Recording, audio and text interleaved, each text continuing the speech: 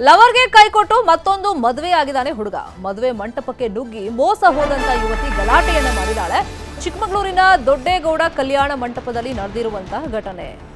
10 ವರ್ಷದಿಂದ ಪರಸ್ಪರ ಪ್ರೀತಿ ಮಾಡ್ತಾ ಇದ್ರು ಇಬ್ರು, ಶರತ್ ಮತ್ತೆ ಅಶ್ವಿನಿ. ನಿನ್ನೆ ಮದುವೆ ಆಗ್ತೀನಿ ಅಂತ ಹೇಳಿ ಶರತ್ ನನ್ಗೀಗ ಮೋಸ ಮಾಡಿದ್ದಾನೆ ಅಂತ ಹೇಳಿ ಅಶ್ವಿನಿ ಮದುವೆ ಮಂಟಪಕ್ಕೆ ನುಗ್ಗಿದ್ದಾರೆ. ಆ ಹುಡುಗಿಗೆ ಅನ್ಯಾಯ ಮಾಡಕ್ ನನಗೆ ಇಷ್ಟ ಇಲ್ಲ, ಆಕೆಗೆ ತಾಳಿ ಕಟ್ಟ ಆಗಿದೆ, ಈಗ ನನಗೂ ತಾಳಿ ಕಟ್ಟಬೇಕು ಅಂತ ಹೇಳಿ ಅಲ್ಲಿ ಪಟ್ಟು ಹಿಡಿದು ಕೂತಿದ್ದಾಳೆ. ಪೊಲೀಸರನ್ನು ಕೂಡ ಕರೆಸಿದ್ದಾರೆ. ಇವತ್ತು ಹಸೆಮಣೆ ಏರಿದ್ದಾಗಿದೆ. ಶರತ್ ಅಶ್ವಿನಿ ಬಂದು ಗೇರವ ಹಾಕಿದ್ದಾರೆ. ನನ್ನನ್ನು ಮದುವೆ ಆಗಬೇಕು ಅಂತ ಹೇಳಿ ಗಲಾಟೆ ಮಾಡಿದ್ದಾರೆ. ಪೊಲೀಸರಿಗೆ ಶರತ್ತು ದೂರು ಕೊಟ್ಟಿದ್ದಾರೆ, ಮತ್ತೆ ಅಶ್ವಿನಿನೂ ಪ್ರತಿ ದೂರನ್ನ ಕೊಟ್ಟಿದ್ದಾರೆ. ಚಿಕ್ಕಮಗಳೂರು ನಗರ ಠಾಣೆಯಲ್ಲಿ ಕಂಪ್ಲೇಂಟ್ ಆಗಿದೆ. ಕಲ್ಯಾಣ ಮಂಟಪದಲ್ಲಿ ಗಲಾಟೆಯನ್ನು ಅಶ್ವಿನಿ ಮುಂದುವರೆಸಿದ್ದಾರೆ. ಆ ಟೈಮ್ನಲ್ಲಿ ಪೊಲೀಸರು ಬಂದಿದ್ದಾರೆ. ನೊಂದ ಯುವತಿ ಅಶ್ವಿನಿಯನ್ನ ನಮ್ಮ ಪ್ರತಿನಿಧಿ ಯೋಗೇಶ್ ಮಾತನಾಡಿಸಿದ್ದಾರೆ. ಅವರೇನು ಆರೋಪಗಳನ್ನು ಮಾಡಿದ್ದಾರೆ ಕೇಳೋಣ. ಕಳೆದ 10 ವರ್ಷಗಳಿಂದ ಯುವತಿಯ ಜೊತೆಗೆ ಪ್ರೀತಿಯನ್ನು ಮಾಡಿ ಮದುವೆ ಆಗೋದಾಗಿ ನಂಬಿಸಿ ಯುವಕ ಮೋಸ ಮಾಡಿ ಮತ್ತೊಂದು ಯುವತಿಯ ಜೊತೆಗೆ ಏನು ಮದುವೆ ಆಗ್ತಾ ಇರ್ತದೆ ಅನ್ನೋ ಆರೋಪವನ್ನು ಮಾಡಿ ಈಗ ಯುವತಿ ಕಲ್ಯಾಣ ಮಂಟಪದಲ್ಲಿರ್ತಕ್ಕಂಥದ್ದು. ನಾವೀಗ ಚಿಕ್ಕಮಗಳೂರು ನಗರದ ಬೈಪಾಸ್ ರಸ್ತೆಯಲ್ಲಿರ್ತಕ್ಕಂಥ ಕಲ್ಯಾಣ ಮಂಟಪದಲ್ಲಿ ಏನು ಈಗ ನೊಂದಿರ್ತಕ್ಕಂಥ ಯುವತಿ ಅಶ್ವಿನಿ ಅವ್ರ ಜೊತೆಗಿದ್ದೀವಿ. ಈಗ ಅವ್ರನ್ನ ಮಾತಾಡ್ಸೋಣ. ಮೇಡಮ್ ಸರ್, ಅದು 10 ವರ್ಷದಿಂದ ಪರಿಚಯ ಸರ್. ಪ್ರೀತಿ ಮತ್ತು ಮದುವೆ ಮಾತುಕತೆ ಎಲ್ಲದೂ ಆಗೋಗಿದೆ.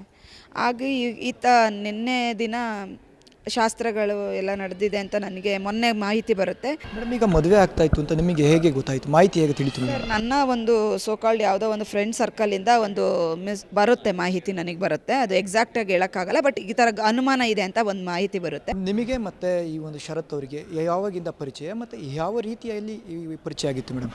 ಸರ್, 2013ರಿಂದ ಪರಿಚಯ ಇಲ್ಲಿವರೆಗೂ. ಮದುವೆ ಎಲ್ಲ ಲವರ್ಸ್ ಹೇಗಿರ್ತಾರೆ ಅದೇ ರೀತಿ ಇತ್ತು. ನಮ್ಮ ತಾಯಿ ತಂದೆ ಜೊತೆ ಮಾತಾಡಿದಾಗ ಅದಕ್ಕೂ ಮುಂದಿನ ಹಂತಕ್ಕೆ ನಾವು ಹೋಗಿ ಎಲ್ಲ ರೀತಿಯಲ್ಲೂ ಇಂಟಿಮೇಟ್ ಆಗಿ ಇದ್ದಿದ್ದು ಸಹಜ. ಹಾಗಾಗಿ ಅದಕ್ಕೂ ಮೆಡಿಕಲ್ ಕೂಡ ಆಗಿದೆ. ಅದನ್ನು ರಿಪೋರ್ಟ್ ಕೂಡ ನಾನು ಸಬ್ಮಿಟ್ ಮಾಡಿದ್ದೀನಿ. ಮೇಡಮ್, ಈ ಹಿಂದೆ ಕೂಡ ಇವರಿಗೆ ಮದುವೆ ಆಗಿತ್ತು ಅಂತ ಹೇಳಿದ್ರಿ ಮೇಡಮ್.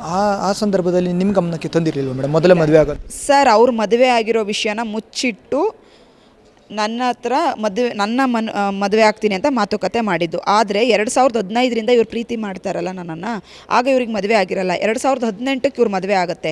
ಅದಕ್ಕೆ ಮುಂಚೆ 2015ರಲ್ಲಿ 1 ವರ್ಷ ನನ್ನ ಜೊತೆ ಇದ್ದು 2016ಕ್ಕೆ ದುಬೈಗೆ ಹೋಗ್ತೀನಿ ಅಂತ ಸುಳ್ಳು ಆಶ್ವಾಸನೆ ಕೊಟ್ಟು ಇವರು ಹೋಗಿ 2018ಕ್ಕೆ ಯುವತಿ ಜೊತೆ ಮದುವೆ ಆಗ್ತಾರೆ. ಮತ್ತು ಅವ್ರ ಜೊತೆ ಬಳುವೆ ಮಾಡೋಕ್ಕಾಗ್ದಲೆ 2023ಕ್ಕೆ ಮತ್ತೆ ಬಂದು ನನಗೆ ರೀಕನೆಕ್ಟ್ ಆಗಿ ರಿಯೂನಿಯನ್ ಆಗಿ ನಾವು ಜೊತೆಲಿರ್ತೀವಿ. ಆವಾಗ ಇನ್ನೂ ಬಾಂಡಿಂಗ್ ಸ್ಟ್ರಾಂಗ್ ಆಗಿ ಮನೆಗೆ ಬಂದು ಮಾತುಕತೆ ಮಾಡಿ ನನಗೆ ಬಂದಂಥ ಸಂಬಂಧಗಳನ್ನೆಲ್ಲ ತಪ್ಪಿಸ್ತಾರೆ ಸರ್. ಈಗಾಗಲೇ ನೀವು ಬರೋದ್ರೊಳಗಡೆ ಇಲ್ಲಿ ಮದುವೆ ಆಗಿತ್ತು. ತಾವು ಈಗ ಯಾಕಂತಂದರೆ ತಾವು ಒಂದು ಹೆಣ್ಣಿದ್ದೀರಿ, ಇನ್ನೊಂದು ಹೆಣ್ಣಿನ ಮದುವೆ ಆಗಿದೆ. ಸೊ ನೀವೀಗ ಏನಿದು ಮಾಡ್ತಾರೆ ಸರ್? ಒಂದು ಹೆಣ್ಣು ಅಂತ ಆತ ಯೋಚನೆ ಮಾಡಬೇಕಿತ್ತು. ಈಗ ಆತ ಏನು ಮದುವೆ ಆಗಿದ್ದಾನೆ, ಆಕೆಗೆ ನನ್ನ ಅನ್ಯಾಯ ಆಗಬೇಕು ಅಂತ ಕೇಳಲ್ಲ. ಅವಳ ಜೊತೆ ಮದುವೆ ಆಗಿದೆ, ನೀನು ಹೆಂಗಾರು ಇರು, ನನ್ನ ಜೀವನನ ಕರೆಕ್ಷನ್ ಮಾಡಿ ಹೋಗು, ನನಗೆ ಒಂದು ತಾಳಿ ಕಟ್ಟಿಬಿಟ್ಟು ನೀನು ನ್ಯಾಯ ಕೊಟ್ಟು ಹೋಗು. ನೀನು ಬೇಕಾದ್ರೆ ಅವ್ರ ಜೊತೆನೇ ಜೀವನ ಮಾಡ್ತೀಯ, ಅದಕ್ಕೆ ನಾನು ಕ್ವಶನ್ ಮಾಡಲ್ಲ.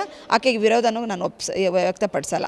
ನನಗೆ ಈಗ ನಾನು ಬೇರೆಯವ್ರನ್ನ ಮದುವೆ ಮಾಡ್ಕೊಂಡು ಅವ್ರ ಜೊತೆ ಜೀವನ ನಡೆಸೋಕ್ಕೆ ಸಾಧ್ಯ ಆಗಲ್ಲ. ನನ್ನ ಲೈಫ್ ಆಲ್ರೆಡಿ ಸ್ಪಾಯ್ಲ್ ಆಗೋಗಿದೆ. ತಾಳಿ ಕಟ್ಟಿ ಒಂದು ನ್ಯಾಯಯುತವಾಗಿ ಗೌರವವಾಗಿ ಸಮಾಜದಲ್ಲಿ ಬದುಕೋಕ್ಕೆ ದಾರಿ ಮಾಡಬೇಕಂತ ಕೇಳಿ.